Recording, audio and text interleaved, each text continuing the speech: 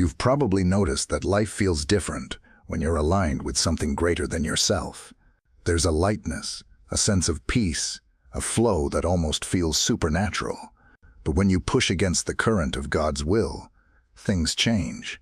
Suddenly, you're restless, drained, or frustrated, and even though you keep trying harder, nothing seems to shift. The Bible reminds us over and over that God's plans are higher than ours, and though we might think we know the better way, the truth is that only His direction leads to real fulfillment. Think about Jonah for a moment. He knew what God had asked, but he ran in the opposite direction.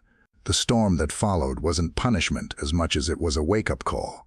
That's often how it works. God lets the turbulence get loud enough that you finally realize you've been running. This journey we're about to take together is about recognizing those wake-up calls in your own life. We'll walk through 5 signs that you might be resisting what God is trying to do. They aren't meant to condemn you, but to shine a light so you can see more clearly. Because when you see it, you can surrender, and when you surrender, you can step into peace. So lean in, reflect deeply, and as we move through each sign, let the words sink beneath the surface of your heart. Number 1. Restlessness without peace. Explore how inner turmoil reveals resistance to God's direction. Restlessness has a way of creeping in quietly, doesn't it? You lie awake at night, tossing and turning, replaying scenarios in your mind. Your thoughts race, your heart won't settle, and no matter how many distractions you stack up, scrolling, binge-watching, overworking, the peace still won't come. That restlessness is more than stress. It's often a signal. Isaiah 26:3 says, "You will keep in perfect peace all who trust in you, all whose thoughts are fixed on you." Notice that word, perfect peace. It doesn't mean the absence of problems, but it does mean the presence of calm in the middle of them. If you're restless, it could be because your thoughts are fixed everywhere but on God. Think about Jonah in the belly of that great fish.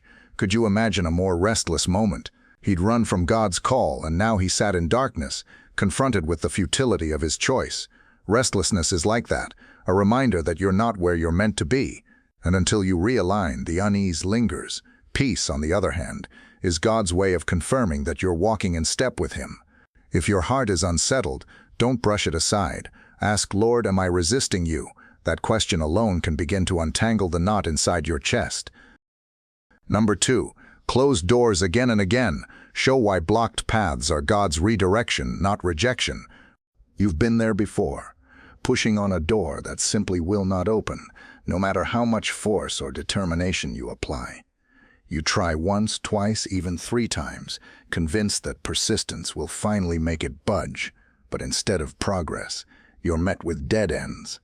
That frustration can feel like failure, but in reality, it's often God's gentle way of steering you towards something better.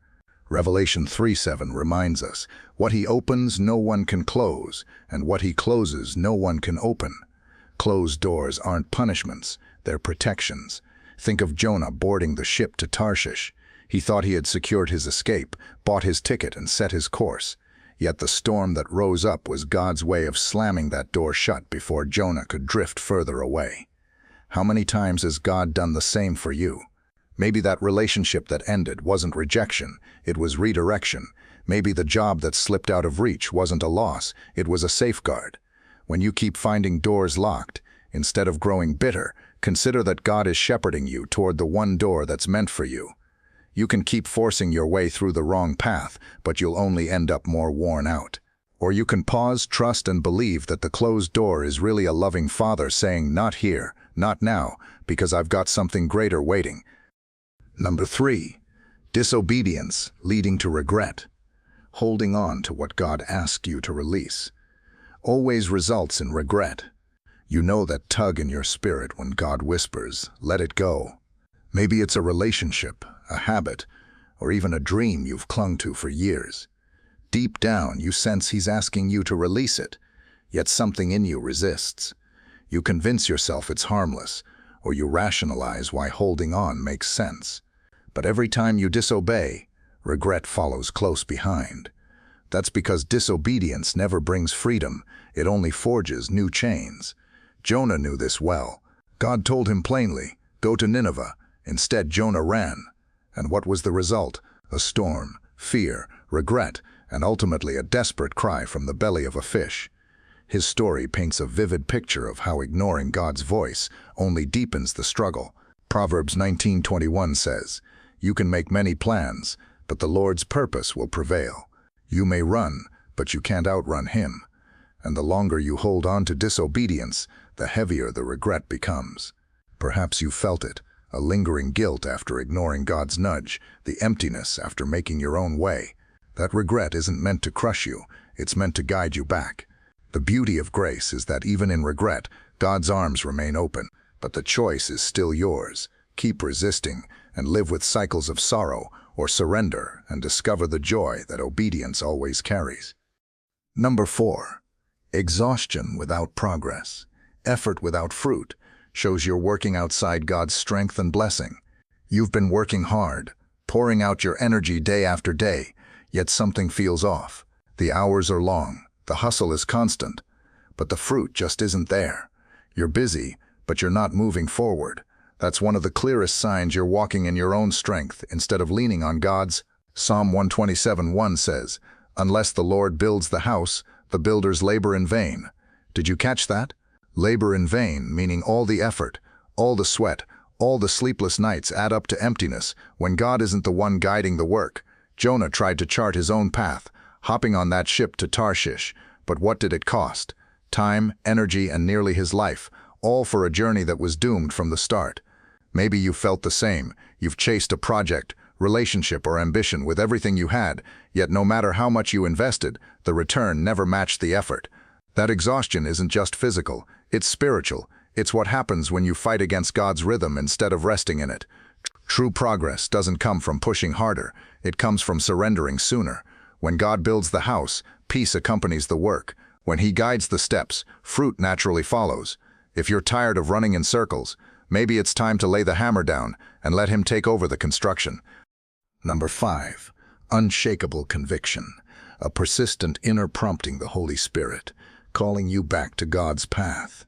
No matter how far you run, no matter how loud you turn up the noise around you, there's still that inner voice you just can't shake. It's gentle but persistent, not condemning but convicting. That's the Holy Spirit, nudging you, whispering, pulling you back toward God's heart. John 16:8 says, "And when He comes, He will convict the world of its sin, and of God's righteousness, and of the coming judgment." That conviction isn't meant to shame you, it's meant to guide you. Think of Jonah again, sitting in the belly of the fish. Even there, in the darkest place, God's voice was louder than the waves crashing outside. Conviction is like that. It cuts through the distractions, through the excuses, and through the denial. Maybe you've tried to ignore it, but it keeps resurfacing when you're alone, when you're quiet, when you finally stop running for just a moment. That's not your imagination. That's God's Spirit calling you home. And here's the beauty. Conviction is a sign of His love, proof that He hasn't given up on you. He's still inviting you, still drawing you, still waiting for you to surrender. You can resist it, but the longer you do, the heavier life feels. Or you can listen, lean in, and finally allow God to lead you back into His perfect plan. So here you are at the end of this reflection, and maybe your heart feels a little heavy, or maybe it feels lighter, freer, as if a window has opened and fresh air is pouring in. Let's slow down together now. Imagine setting down the burdens you've been carrying, one by one. The restlessness, the slammed doors, the regret, the exhaustion, the whispers you've been avoiding, all of it sliding off your shoulders, falling away into the hands of a God who never stopped reaching for you. His plan isn't about stripping you of joy, it's about leading you to a joy that doesn't run dry. Take a deep breath, let it linger, and feel the peace of His presence wrapping around you like a soft blanket on a cold night. You don't have to run anymore. You don't have to fight anymore. Just picture yourself walking with Him, step by step, no rush, no striving, just trust. And as you do, you'll notice the path opening, the light growing, the weight lifting. Surrender isn't weakness, it's the deepest kind of strength. It's choosing rest over struggle, peace over turmoil, His plan over your own. And as you drift now into stillness, let this truth settle quietly in your spirit. God's plan has always been for your good, and He is still calling you into it, patiently, lovingly, unshakably.